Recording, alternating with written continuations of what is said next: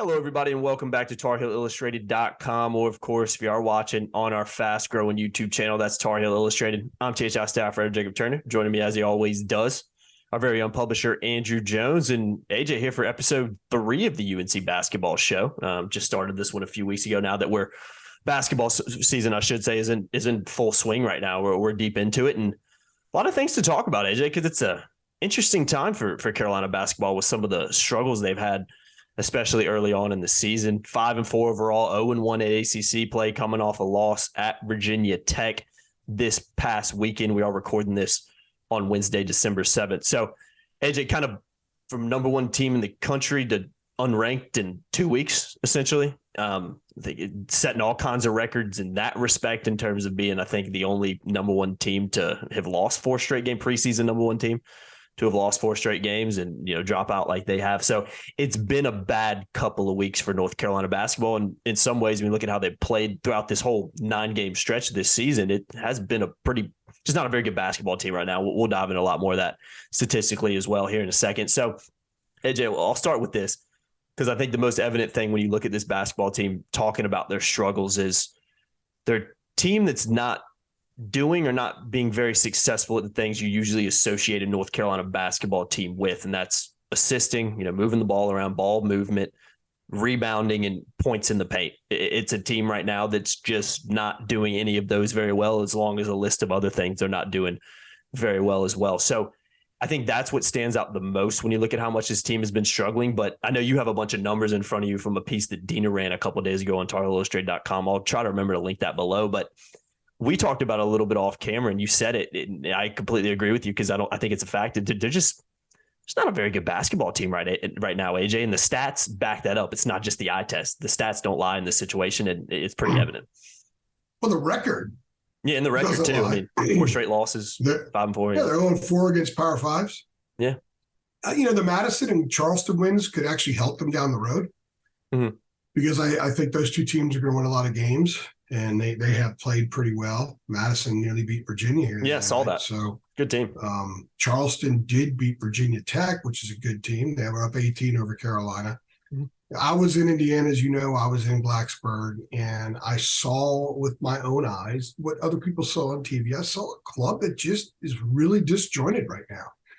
On both ends of the floor, I do think they have stretches where they play pretty well defensively, but they were not communicating for the longest time defensively the other day in Blacksburg. It just seems like if you were to check, if there are 20 boxes you could check, like, don't let this happen to your basketball team.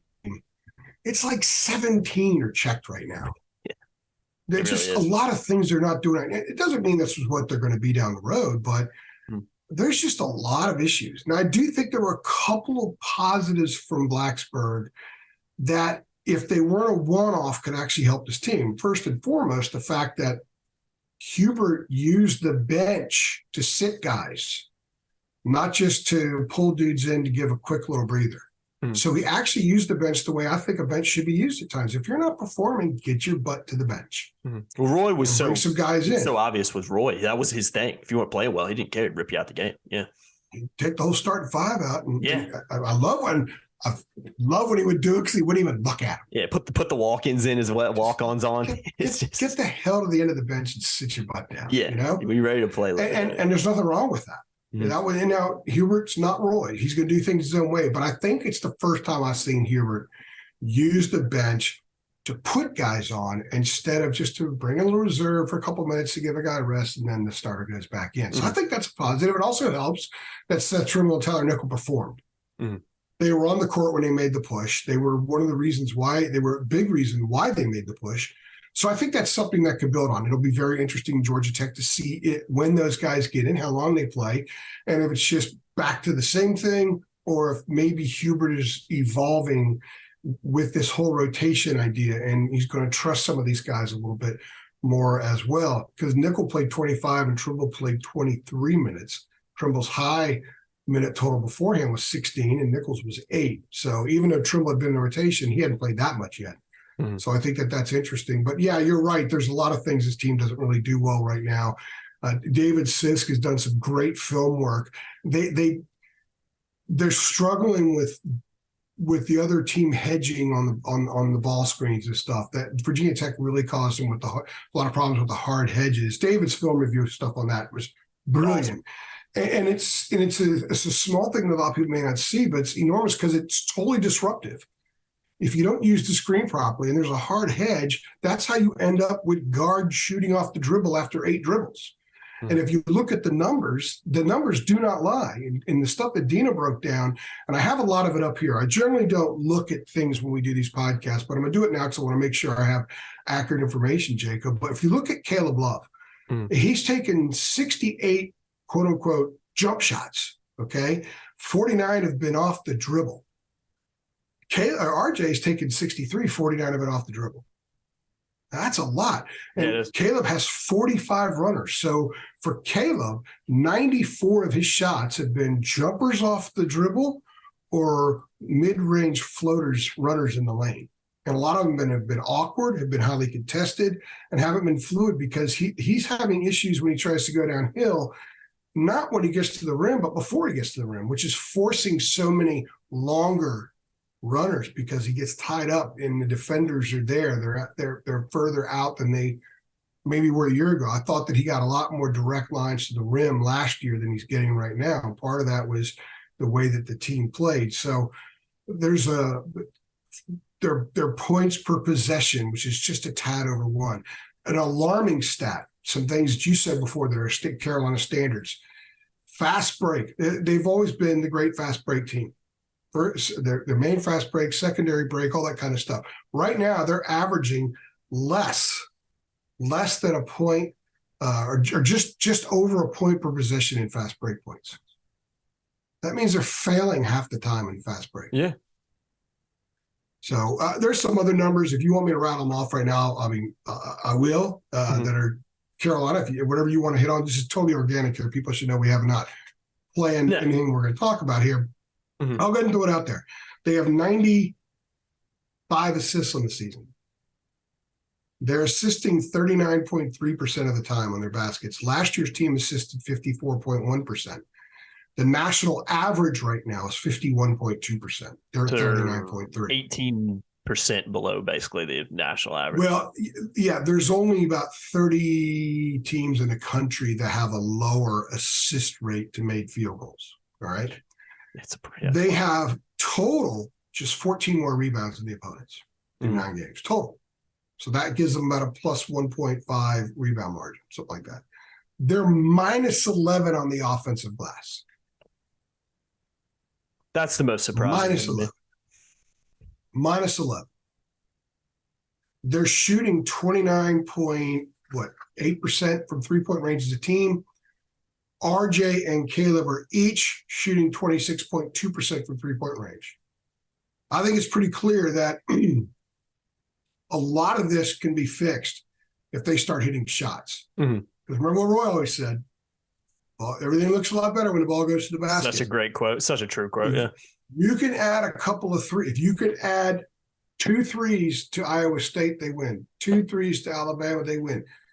Think about it. It was 50, 59, 52, and they had the ball with 7 minutes left at Indiana. Imagine if they were 2 for 16 to start that game from the field. If there's a couple more buckets, suddenly maybe that game's tied and they have the ball. And Indiana's a little different. Maybe they're tighter. And then, of course, in Blacksburg, Carolina cut an 18-point game down to 3 with Caleb at the line with a free throw that would have made it 2. He missed. Imagine what a couple of other threes would have done in that game. Yeah. And I'm saying a couple of the threes because that's where they should be. So if those two start hitting perimeter shots, it's going to change a lot of stuff. They still need to get better in a ton of areas. But I think that hitting those shots might relieve some of the rope that's around these guys right now, and they might be better at some of these other things. I think they've become a tight team. I think they're a bewildered team. I was in that locker room Sunday in Blacksburg. I think they're shocked. I think they're stunned. I think they're bewildered. I think they're the potential for being very tight. If it's 15-12 Georgia Tech at the midpoint of the first half Saturday, I think this is a tight basketball team already. Yeah. But I also think right now is a wonderful time. We'll talk about this in a second, I'm sure, where having this time in between Blacksburg and hosting Georgia Tech dealing with Armando's injury that we could talk about, and DeMarco's even, maybe gives them an opportunity to say, okay, we're out of the rankings. We are this whole run it back, this whole redemption thing, there's a spot up there for a banner that's missing. They got to refocus and just say, okay, this is who we are right now. We got those 17 boxes, we got to start clearing those out and make it 15, make it 12, make it 10, make it 7. And next thing you know, you're a national title contender again. Yeah. The only way they're going to get to be a national title contender is to clean up a lot of stuff. Yeah. And again, you made a good point. You're not asking them to start making, 10 more threes a game. It's just they're not asking them to be great. They just need to be average. You know what I mean? They're in these games still, because what we saw last year a lot was early on the season, even going back a few years, is Carolina was kind of prone to getting blown out in a lot of big games. That was kind of who they were, especially early last year. It hasn't really been the case. They haven't really got blown out necessarily. They've had some games that maybe weren't as close for some of it as a scoreline, but they haven't just been like necessarily ran out of the gym anywhere. And I think you're right, because they're not far off from being good, but what they're doing, but the issue right now is there's a lot of different things that they're usually, not only Carolina as a program is kind of prided itself on for 50 to 100 years. I mean, it's what the program's been built on. They're not doing those things well, and they're also not hitting shots. And your best guards, who are usually so good, can't shoot the ball from three right now. It's a lot of things that you would expect to get fixed. So this break coming up, I think, falls at a good time, and we'll tie the injuries in as well, because obviously Armando, based on the interview after the Virginia Tech game, I don't know necessarily when he'll be back. I don't know if anybody necessarily really knows right now. You would think it's something that wouldn't keep him out for too long. I know DeMarco Dunn's injury is a little bit different with, breaking a bone like he did. He'll be out for a little bit. But the week coming up, you got a week to prepare for a Georgia Tech team in Chapel Hill. Let's face it, Carolina's not a very good basketball team right now, but Georgia Tech is just not a very good basketball team. So then you follow that up with the Citadel a few days later. I think this stretch coming up, especially with a week off before them, could be a really good time for Carolina to reset and get a little bit of confidence back before it dives into some tougher matchups with some non-conference teams. So can you give us any insight on those injuries? And again, focusing on this week off, how important do you think it is for the Tar Heels? Because for me, it really couldn't have come at a better time. Yeah, the time off a little bit. Yeah. DeMarco, it's a broken bone. I haven't been given any information on that. So I can't speak to it. I do know that, having someone who can shoot the ball would help. But I also think that Tyler Nickel could shoot. And I think that I talked about him earlier. I think he should be on the floor a little bit more. And I thought he did a pretty solid job defensively the other day. People want to beat on his defense already. I don't know why. And it was pretty solid the other day. Hubert was pleased with it. But Armando is the one I think that people obviously need to be concerned about. The impression I got from speaking with him and with a couple of the reporters and me speaking with him in the locker room Sunday is that he doesn't know. He seemed a little concerned, but not overly concerned. It's the big picture is how they're going to handle this. They're not going to be desperate and rush him back and then cause more problems down the road. If I'm a coach, I'd rather go through December without Armando than go through March without Armando. Yeah. So that's the way they have to look at this. And I think that they will. He was in a lot of discomfort the other day. And he said he couldn't do anything with his right hand, but I actually saw a fan put something out on Facebook or something like that where he was doing some right-handed stuff, but it didn't look all that fluid. And he gave it a shot, and there was no – they needed to win the other day. So, honestly, if he could go, he would have gone. Yeah, no doubt. There's no doubt about that. So, he's definitely injured. I don't know if he'll play against Georgia Tech. We have Hubert on Friday at the Dean Dome for a press conference. We might get a player, and we'll probably get some more information on Armando then. But with or without him, they have to be Georgia Tech, and they should be Georgia Tech. Pete Nance did have 10 rebounds at Virginia Tech. I thought Pete played okay. There were some things that he struggled with. He really struggled with Justin Mutt's quickness.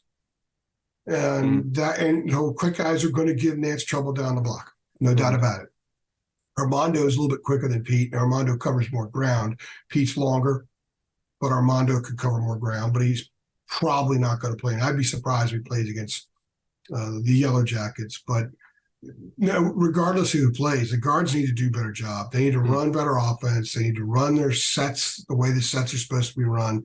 They need to stop shooting off the dribble. Caleb is a really good catch and shoot guy, and he has 15 catch and shoot jump shots this year. Yeah, it's just not and enough. He's your number 2 guard. Mm-hmm. So he's your 2 guard, and he has 15 catch and shoot jump shots in 9 games. Mm-hmm. They got to do a better job of pulling them off screens, getting them open. They got to move more. They don't move a lot on offense. We don't move a lot. Anybody on this planet Earth can guard this lamp right here because it doesn't move. Yeah. So, but if the lamp starts moving around, suddenly it becomes more difficult to guard the lamp. Mm-hmm. The Tar Heels have just got to do so many things so much better, but they make things more difficult for themselves offensively because of the lack of movement. Hubert has said multiple times, they're not running the plays he called. You got to run it. They're not. He said they're doing things that they've never practiced, and that's his way of saying, look, we've told them not to do this. The things we tell them to do in practice, we tell them that they're supposed to apply to the games. They don't do it. So they've got a lot to work through. I mean, I know this is a really negative sounding podcast here, but I think it's a negative 9 games so far. Yeah. But if you're a Carolina fan, the positive is that you know that these guys are immensely talented. You know that they know how to play highly connected basketball. You know that they know how to use the screens well to kind of nullify the value of the hard hedge, and also the recognition that if there's a hard hedge and Nance cuts to the basket, rolls to the basket, get him the damn ball.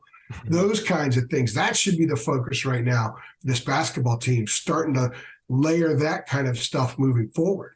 That's what they should be doing. And we've seen that they can do it before, so they need to get to that point. Again, I'm going to go back to what I said early on. I think Hubert using the bench in the manner he used it, not that he played a lot of guys, but he used it to sit guys. I think that was a step in the right direction. Mm-hmm. You got to do that. Really, the great coaches do. I remember one time Bobby Knight, his team started, were not playing well at Illinois. It's back like in the late 80s. I'm dating myself, but he was so mad at his starters that he put the last 5 guys in the bench in to play the whole second half. They lost by 50. Mm-hmm. I think they won 7 in a row after that in the Big Ten.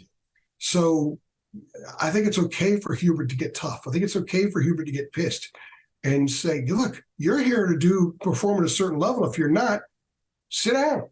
Mm-hmm. And so Trimble and Nickel playing well the other day makes it easier for Hubert to do that if he chooses to do it again, or if he has to do it again, because it kind of, I understand where a coach might be concerned. Well, God, I need to sit this guy, but who am I going to put in?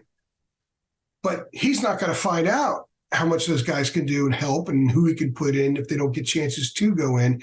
And as Tyler Nickel told me Sunday, he said, I just got a chance to kind of lose myself in the game. He was on the floor long enough, and his defense got better, and he just kind of felt more comfortable with everything. 3 minutes isn't going to help. Let them out there for 8-10 minutes, let them lose themselves in the game. You really find out what they have. Mm-hmm. So I think that that's the value that comes out of Virginia Tech, and maybe it's really good moving forward. Puff did not play very well the other day, but we know what Puff can do coming off the bench. Leaky hasn't been scoring lately. We know that Leaky can score, but I think that's a byproduct of how disjointed everything is. Mm-hmm. Somebody said the other day that it looks like they're just standing around waiting for someone to make a play. And I think that that's kind of accurate. Some of the players have sort of somewhat agreed with that. Hubert hasn't fully agreed with it. He's just not going to be critical of his guys in public. But the players are saying that, and that's and I would roll with what the players are saying right now. They know what it looks like, what it feels like, what it tastes like, it smells like to do things the right way and play at an exceptionally high level. And they also know what it's like to be the complete opposite. So ultimately, it's up to them which direction this thing goes. Yeah, and it'll be interesting to see. Like I said, I think Georgia Tech and the Citadel coming up could help this team kind of get back on track when you just both home games and opponents you would expect Carolina to be, at least give them some confidence going into a tough stretch against, Michigan and Ohio State coming up after that, because it doesn't necessarily get any easier, especially once they dive into ACC play too. So, yeah, I agree. I think it is the last thing I'll say before we wrap this up. It's not rocket science to look at this team and just notice how disjointed they are, especially offensively. I kind of tweeted it. I think I tweeted it during the Virginia Tech game, but that game in particular, when they were playing poorly, they didn't offer, for me at least, anything on either side of the ball. It wasn't like there was this great effort on defense, and on offense, it was just a bunch of guys, like you said, kind of dribbling around the outside, trying to figure out how to get a good shot attempt. And even when they got some good shot attempts, they weren't necessarily hitting them, with how much Caleb and RJ have struggled in particular. So it's just a team right now that, for me, looks like 5 freshmen running around out there. And it's not. It looks like guys who haven't played together is what I'm trying to say. And that's just simply not the case with this team. It's a team that has won some very big games. Just go watch film from last year. And it's a team last year as well, early on in the season, that lost some games they shouldn't have lost. So it's not necessarily, for me at least, a surprise that they've struggled early on in the season. I think it's just, for me, what they've struggled with doing and how it's resulted in 4 straight losses is a bit of a shocker, because, again, they just haven't really been good in anything. But it'll be interesting to see if they can turn it around. I think this week is a good opportunity to do so. Yeah, I forgot to mention points in the paint. Yeah. They're giving up like 1.5, almost 2 points a game in the paint. Maybe it is 2 points down in the paint more than they're scoring. That is totally not North Carolina. It's bizarre to see, because it's just you've been so used to Carolina dominating for years that part of the game. No matter how good the team was, they are always statistically good at those aspects, and they're just not this year. But last year's team wasn't. When last year's team was bad, they gave up points in the paint. No doubt. When last year's team was really good, they dominated the glass. Mm-hmm. So they only lost the rebounding battle. They were only out-rebounded 3 times last year. Mm-hmm. That was Tennessee, the Mohegan Sun. It was Kentucky and Vegas, and it was Duke at home. All 3 were routes. And they were routes right out of the gate. Yeah, and it was never games. No, never games. And those were also games they gave up a lot of points in the paint. And also that week when they went to Miami and Wake Forest, that week they gave up 96 points in the paint. Last week they gave up 92 points in the paint. It's just similar, man. Yeah, I mean, they know. Mm-hmm. There's nothing that will surprise any of them when they watch film or when they look at the stats. Nobody on that team will be surprised. They may be surprised that they're performing that way, but as far as what the numbers reveal, they all know. Mm-hmm. They're smart kids. They know. Mm-hmm. And I think they're going to get it figured out. Mm-hmm. They're just giving people a lot of drama before they figure it out right now. Yeah, no doubt about it. And the football team. And by the way, this is the fastest a team's ever fallen out from the number 1 spot. You know what the fastest was before this? What? 3 years ago, Michigan State started number 1, and they fell out of the rankings in the 15th week. I do remember that. Wow, what a difference, though, right? 4 weeks. And what's really weird, and the thing about it is, Michigan State had an incremental fall. Mm-hmm. Carolina was number 1 a week ago Sunday night. Mm-hmm. 9 days later, they were out of the poll. I know, it's insane. It really is. And it was a tough stretch, but it's still, it's not necessarily just losing those games. You expect Carolina to win a few of those, obviously, but it's just the way in which they've played. It just hasn't been good enough. It was a tough stretch made tougher by how they played. Exactly. They didn't do themselves any favors in that respect. So, yeah, it'll be interesting to see how they bounce, if they can bounce back against Georgia Tech, because you go look at last year. It's a team that has proven with a lot of these guys that they can lose games at home that they shouldn't be losing. But I do have a little bit more confidence with the break that, like you said, with the experience they have, they know what the issues are.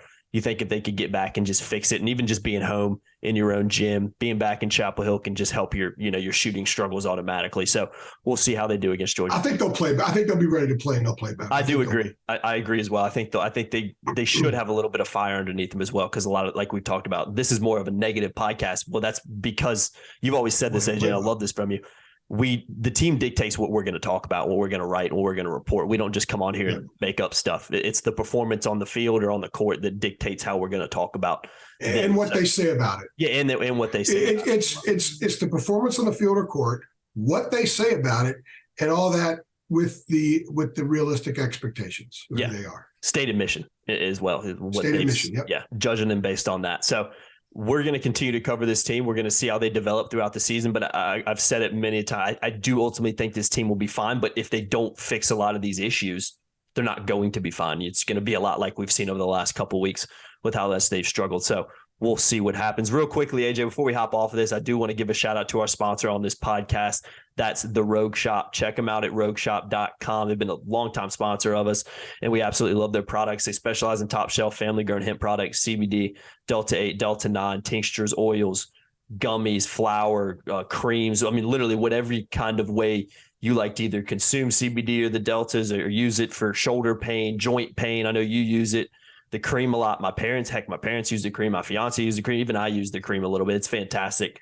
So all their products are top shelf. We've been able to sample some of them. They're absolutely fantastic products. So go check them out, rogueshop.com. Make sure you use the promo code TARHEELS10 to save as well on your next order.